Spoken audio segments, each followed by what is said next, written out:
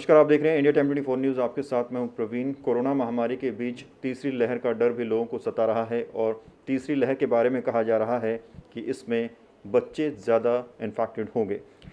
कितना उसका असर पड़ेगा, क्या कहते हैं डॉक्टर, ये जानने के लिए आज हम भगत हॉस्पिटल में पहुँचे और मेरे साथ हैं child specialist doctor Manish Chopra. उनसे बात करें। सर, बहुत बहुत स्वागत है। Thank you ji. Doctor Manish, third लहर की जो बात हो रही है, क्या है थर्ड लहर, और अगर ये आती है तो बच्चों को अगर चपेट में लेती है तो क्या कुछ इसके सिम्टम्स होंगे? देखिए, टेक्निकली अगर हम बोलें तो थर्ड वेव ऐसी कोई है नहीं। ऑलरेडी बहुत हम फोर्थ वेव के ज़रिए चल ही रहे हैं। और जो ये कहा जा रहा है कि थर्ड वेव सिर्फ बच्चों के लिए आएगी, ये एक तरीके की अफवाह है, कोई साइंटिफिक बैकअप नहीं है इसके लिए। कोविड के सिम्टम्स जो बड़ों में हैं, मेजॉरिटी वही बच्चों में रहेंगे। एज अनुसार थोड़े से चेंजेस हो जाते हैं। अगर बहुत छोटा बच्चा होगा तो उसकी कॉमन सिम्टम्स होंगे कि वो बच्चा को बुखार होगा, चिड़चिड़ा हो जाएगा, खाने पीने दूध पीने में दिक्कत करेगा। बड़ा बच्चा होगा तो बुखार, नाक बहना, गला दर्द, बॉडी एक, ये सब सिम्टम्स होंगे। ट्रीटमेंट की अगर बात करें तो अभी जो ट्रीटमेंट का तरीका है या तो होम आइसोलेशन में हो रहा है या एडमिशन में हो रहा है, लेकिन बच्चों में अगर ये संक्रमण फैलता है तो मुश्किल हो जाएगा अस्पतालों के लिए भी, क्योंकि बच्चों को संभालने के लिए उनके माता पिता को भी साथ रहना होगा। तो ट्रीटमेंट इसका क्या है वो मैं समझना चाहूँगा, और हॉस्पिटलाइजेशन की अगर बात करें तो वो भी करना पड़ेगा क्या? मेजॉरिटी बच्चों में जो कोविड के सिम्टम्स होते हैं वो होम आइसोलेशन से ही ठीक हो जाते हैं। माइल्ड टू मॉडरेट सिम्टम्स होते हैं, वो होम क्वारंटीन, घर में रहकर basic therapy, hydration, vitamin C, zinc, इन सब के साथ हो सकते हैं। बुखार हुआ तो बुखार की दवाई, plenty of fluids, hydration maintain करें, इतना ही होना चाहिए। इससे ज़्यादा हो तो आप अपने डॉक्टर से कंसल्ट कर सकते हैं। कुछ बच्चों में जिनमें पहले से ही कुछ बीमारियां हों, जैसे कि किसी के हार्ट में कोई छेद हो, किडनी समस्या हो, डायबिटीज़ हो बच्चों में, इन बच्चों में सिम्टम्स इस लेवल से बढ़ सकते हैं। तो वो मॉडरेट टू सीवियर लेवल के होंगे। उसमें मल्टी सिस्टम इन्वॉल्वमेंट हो सकता है, सांस लेने की दिक्कत हो, निमोनिया हो, ऑक्सीजन सैचुरेशन फॉल करे। ऐसे बच्चों को हॉस्पिटलाइजेशन की ज़रूरत पड़ेगी। और उनके साथ उनके माता पिता भी रहेंगे? हाँ जी, एक हेल्पर तो होगा ही, बट अगर यही बच्चे 10 साल से ऊपर हैं तो ये फॉर द टाइम बिंग अकेला रह भी सकते हैं, अगर वो समझें तो। नॉर्मली आईसीयू में 10 साल से बच्चे अकेले रह जाते हैं। छोटे बच्चों के साथ अटेंडेंट हमेशा अलाउड होता है। और जो आपका सवाल था कि अगर आने वाले टाइम में, हम अभी भी देख रहे हैं कि पोस्ट कोविड बच्चों में कॉम्प्लिकेशंस बढ़ रहे हैं, जिसको MIS-C बोलते हैं, multiple system involvement inflammatory system in children. तो ऐसी कंडीशंस पिछली वेव में इतनी ज़्यादा नहीं थी, इस वेव में बहुत ज़्यादा हैं, और यही एंटिसिपेट करा जा रहा है कि जो आगे केसेस और बढ़ेंगे इसमें ही आएंगी। तो इसके लिए अब हमारी सरकार जोनल लेवल पर और डिस्ट्रिक्ट लेवल पर पीडियाट्रिक ICUs ईयर मार्क कर रही है, जहाँ पर एक्सक्लूसिवली बच्चों को ही एडमिट किया जाएगा। तो इनकी ICU और इनकी स्पेशल केयर वहाँ पर हो जाएगी, क्योंकि बीमार होने से अच्छा है कि उसे बीमार होने से बचाया जा सके। किस तरह की डाइट बच्चे ले, हमारे दर्शक भी जानना चाहते होंगे कि बच्चों को संक्रमण हो ही ना। यहाँ पर सबसे पहली चीज़ जो मैं क्लियर करना चाहूँगा वो ये है कि जो नॉर्मल मिथ चल रहे हैं कि ABC चीज़ खाने से कोविड होगा ही नहीं, ऐसा कुछ है नहीं। आप नॉर्मल डाइट लें, जितना साफ़ सुथरा हेल्दी खाना लेंगे उतना बढ़िया। हाँ, एक्स्ट्राज में अगर आप चाहें तो हमें फ्रूट्स एंड वेजिटेबल्स लेने चाहिए, इससे हमें मल्टीविटामिन्स और मल्टी मिनरल्स मिलेंगे।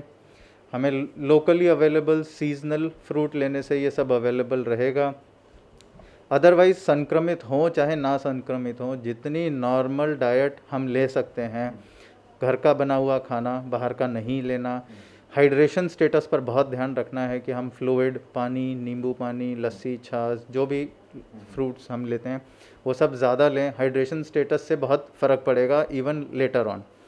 And at the first sign of any illness हमें एक मेडिकल कंसल्टेशन ले लेनी चाहिए, चाहे वो टेली कंसल्टेशन हो and if it is possible तो फिज़िकल कंसल्टेशन हो। इसी पर मैं ये भी ज़रूर बोलूँगा कि इस मौसम में इवन दो हम ये रेकमेंड तो नहीं करेंगे कि बच्चे घर से बाहर जाकर खेलें, लेकिन घर के अंदर रूटीन जितनी एक्टिविटीज़ वो कर सकते हैं उतना उनको फिज़िकली एक्टिव रखना चाहिए। क्लासेस तो ऑनलाइन हो रही हैं आजकल, वो भी बंद हैं, उसके बावजूद फ़िज़िकल एक्टिविटी होनी बहुत ज़रूरी है। तो जिन घरों में टेरेस हैं जहाँ पर बच्चे जा सकते हैं, उनको टेरेस पर लेकर जाएं, फिज़िकल एक्टिविटी करवाएं। नॉन कॉन्टैक्ट वाले स्पोर्ट्स अगर हैं, जैसे साइकिलिंग है, बैडमिंटन है, वो खिलाए जा सकते हैं बच्चों को। एक ब्रेक के लिए रुकेंगे, जल्द लौटते हैं। चंद्रा हॉस्पिटल विश्व की सभी आधुनिक और बुनियादी सुविधाओं से परिपूर्ण एक world class multi speciality hospital Mahavir enclave Palam डावडी रोड पर स्थित साउथ वेस्ट दिल्ली का एकमात्र मल्टी स्पेशलिटी हॉस्पिटल, जहां 24 घंटे आपकी सेवा में उपलब्ध हैं वेल क्वालिफाइड डॉक्टर्स और हेल्पिंग स्टाफ। डॉक्टर CM भगत द्वारा स्थापित भगत चंद्रा हॉस्पिटल आपकी सेहत का ख्याल रखना ही इसकी प्राथमिकता है, वो भी अफोर्डेबल रेट्स में। ब्रेक के बाद आपका स्वागत है। डॉक्टर मनीष हमारे साथ जुड़े हुए हैं भगत हॉस्पिटल से। एक और सवाल सर मैं आपसे करना चाहूँगा, जब बुज़ुर्गों की लहर आई थी तो बुज़ुर्ग बीमार थे, अब उसके बाद यूथ पर इसका असर पड़ा तो उनका भी वैक्सीनेशन हुआ, बुज़ुर्गों का भी वैक्सीनेशन हुआ। क्या बच्चों का भी वैक्सीनेशन होना चाहिए इस केस में? बच्चों का वैक्सीनेशन बिल्कुल होना चाहिए। इस कोविड महामारी से दो ही चीज़ें हैं जो हमको बचाने वाली हैं। पहली चीज़ social distancing, mask and hand wash. The other thing is vaccination. लेकिन अभी वर्ल्ड वाइड बहुत कम सेंटर्स हैं जो कि वैक्सीनेशन पीडियाट्रिक एज ग्रुप में दे रहे हैं। US में 2-3 जगह 15 साल से ऊपर लोगों को वैक्सीनेशन अलाउड हुआ है, कनाडा में और US में, बट अभी यही 2 देश हैं जहां पर शुरू हुआ है ऐसा। बाकी बहुत सी कंपनीज़ हैं जो ट्रायल फेज़ में हैं। अगर हम देखें तो भारत बायोटेक को भी अभी 2 साल से 18 साल तक के बच्चों पर कोवैक्सीन को ट्राई करने का प्रपोज़ल या अनुमति मिली है सरकार से, बट अभी तो अनुमति मिली है, टेस्ट होंगे, रिजल्ट्स आएंगे, फिर उसका कुछ रिकमेंडेशन आएगी। वैक्सीनेशन होनी ज़रूर चाहिए, लेकिन आज की डेट में वैक्सीन अवेलेबल है नहीं। इसका क्या इम्पैक्ट पड़ सकता है कि अवेलेबिलिटी अभी कम है और तीसरी लहर का डर भी सता रहा है लोगों को? जितना लोग वैक्सीनेट होंगे, जितना एडल्ट पॉपुलेशन वैक्सीनेट होगा, जल्दी वैक्सीनेट होगा, उतना हर्ड इम्यूनिटी आएगी। जितनी हर्ड इम्यूनिटी आएगी उसमें बच्चे क्रॉस प्रोटेक्शन से बचते ही बचते हैं। हर्ड इम्यूनिटी का मतलब ये है कि मास वैक्सीनेशन हो।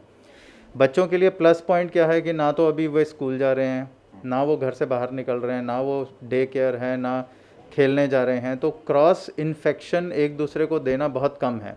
इसलिए उनको जो भी इफ़ेक्ट है इम्यूनिटी का वो उनके पेरेंट्स के थ्रू ही मिलना है। तो जो भी घर में पेरेंट्स, ग्रैंड पेरेंट्स हैं, अगर वो टाइम रहते वैक्सीनेट होंगे, कम्युनिटी में सब जने वैक्सीनेट होंगे, तो हर्ड इम्यूनिटी से बच्चे तब तक बचे रहेंगे जब तक उनके लिए स्पेसिफिक वैक्सीनेशन नहीं आएगी। डॉक्टर मनीष, अगर बात करें इसके फैलने की, तो क्या बच्चों को अभी रुकना चाहिए कुछ महीने और बाकी बच्चों के साथ खेलने से? जैसा मैंने कहा कि फिज़िकल कांटेक्ट और बहुत क्लोज कांटेक्ट वाली गेम्स बच्चों को अवॉइड करनी चाहिए, बट अगर कुछ डिस्टेंस वाली गेम्स हैं जैसे कि साइकिलिंग है या फिर बैडमिंटन है, नॉन कॉन्टैक्ट स्पोर्ट्स, वो बच्चे चाहें तो फिर भी ले सकते हैं with in a restricted community and with a restricted number. जो बहुत क्लोज कॉन्टैक्ट्स वाली हैं जैसे फुटबॉल है, कबड्डी है, हॉकी है, जहाँ पर बहुत क्लोज कॉन्टैक्ट एक दूसरे के साथ होता है, ऐसी चीज़ें अवॉइड करनी चाहिए बच्चों को। कब तक अवॉइड करनी पड़ेगी? ये तो बहुत मुश्किल सवाल है, बट आप अभी के ट्रेंड के हिसाब से देखते हैं तो शायद 2021 में तो लगता नहीं कि बच्चे वापस स्कूल भी जा पाएंगे और खेल भी पाएंगे। तो लेट्स कीप सब फिंगर्स क्रॉस्ड कि इस साल सब कुछ ठीक हो, kids go back to school and all of us get back to normal life. बात करने के लिए बहुत बहुत शुक्रिया डॉक्टर मनीष। Thank you. तो ये थे मेरे साथ किड स्पेशलिस्ट डॉक्टर मनीष, जिन्होंने वो तमाम जानकारियाँ दी तीसरी लहर के बारे में, क्या होने वाला है या हो सकता है और कैसे आप अपने बच्चों को संक्रमण से बचाएं। ये जानकारियाँ शायद आपके काफ़ी काम आने वाली हैं। कैमरा जर्नलिस्ट नीरज साथ प्रवीण, इंडिया टाइम 24 न्यूज़। खबरों से खबरदार रहने के लिए चैनल को सब्सक्राइब करें और प्रेस करें बेल आइकन।